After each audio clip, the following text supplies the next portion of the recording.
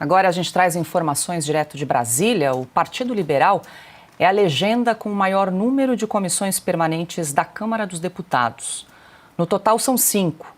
Até a manhã de hoje, 3 nomes tinham sido definidos para a presidência das comissões de Saúde, Relações Exteriores e também Turismo.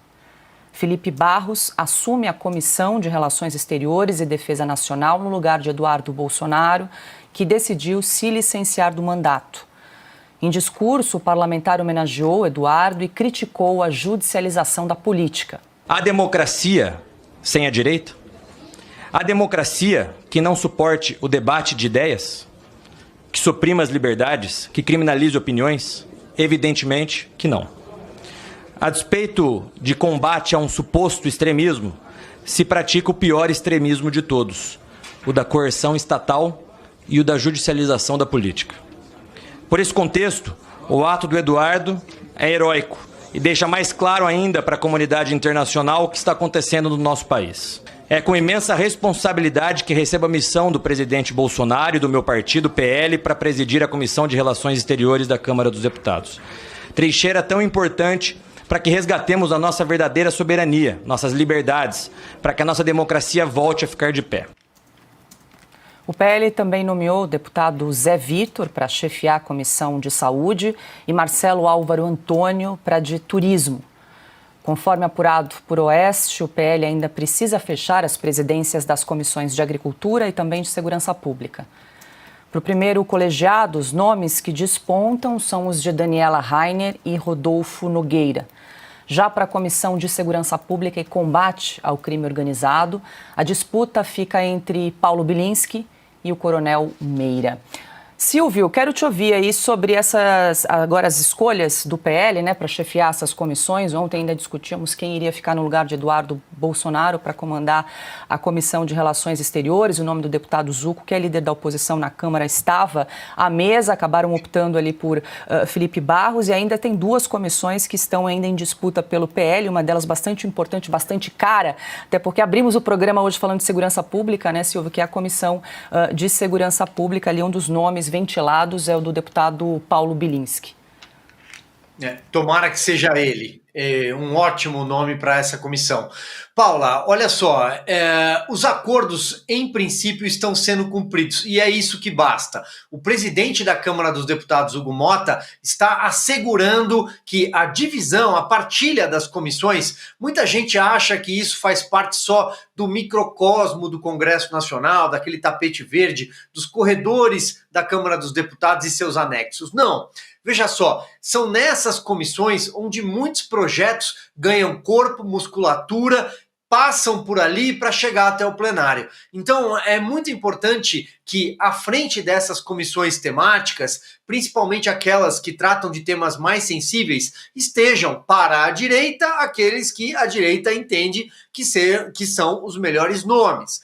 Primeiro vamos falar da Comissão de Relações Exteriores. O nome do deputado Felipe Barros foi anunciado em primeira mão aqui no OS Sem Filtro e confirmado também no nosso site pela repórter Sara Pérez. Ela divulgou também ao mesmo tempo, ou seja, a cadeira que seria do Eduardo Bolsonaro estará muito bem representada pelo deputado Felipe Barros, que já liderou a oposição. E o outro nome aventado para esta cadeira era do tenente-coronel Zucco, Luciano Zucco. Mas o Zucco tem uma missão ainda mais importante, ou também tão importante: liderar a oposição na Câmara dos Deputados. Vamos aguardar também o que vai acontecer na segurança pública. Eu já adiantei esse ponto. Eu acho que outras comissões você já trouxe em relação ao PL, e eu não sei o quanto a gente vai avançar nesse microcosmo da Câmara, mas se não, eu vou apenas falar brevemente em 30 segundos que a CCJ, a comissão mais importante do Congresso Nacional,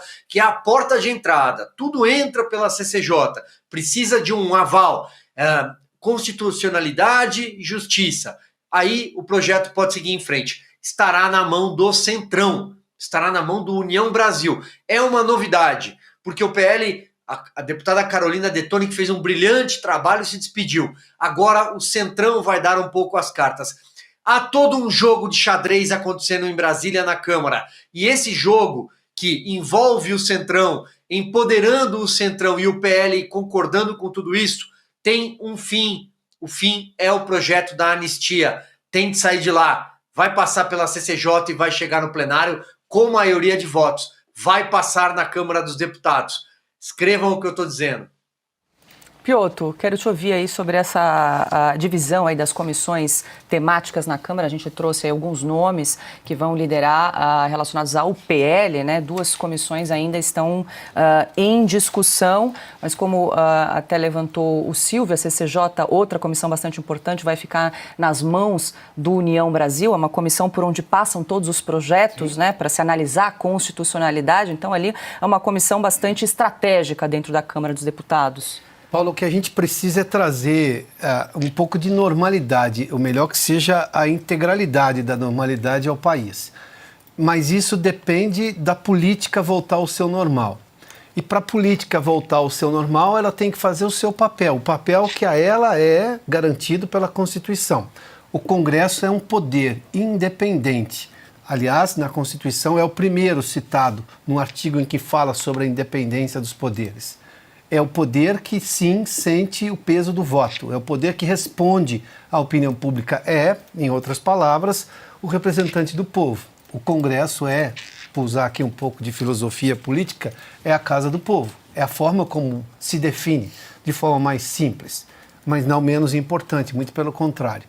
Quando a gente tem agora um deputado como Felipe Martins, dado tudo o que aconteceu e ficou ainda mais escancarada a perseguição a políticos de oposição, naquele movimento completamente, uma excrescência, um absurdo.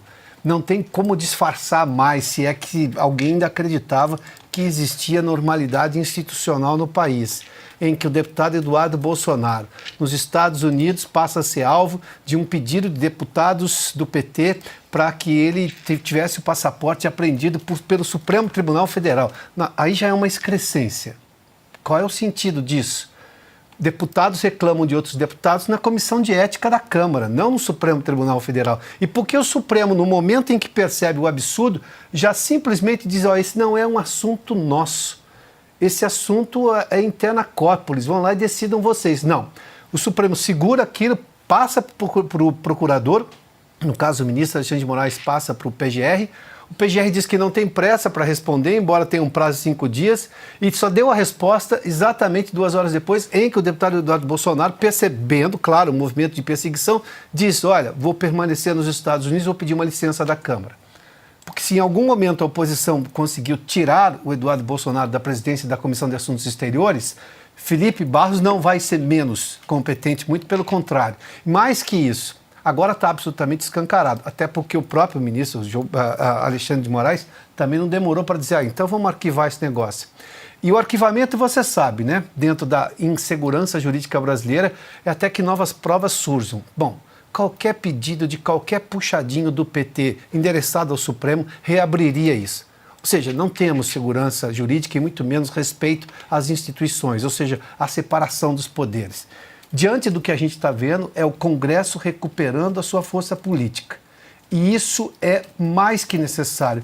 Se a gente continuar com o Congresso de joelhos, como a gente viu durante os últimos 2 anos, ou até dos últimos 4 anos, se a gente olhar, por exemplo, em relação ao Supremo Tribunal Federal, e agora, nesses últimos 2 anos, em relação também ao Executivo, pede-se a normalidade. Aí não tem nada de democrático no Brasil. A gente está vendo agora que a oposição consiga fazer um bom trabalho agora. E que os presidentes das casas, eu não tenho muita esperança no Davi Alcolumbre, mas que pelo menos o Hugo Mota tenha noção exatamente do papel que a Constituição garante a ele. Afinal, ele ergueu a Constituição na sua posse, tal como fez o doutor Ulisses. Não dá para fazer isso de graça.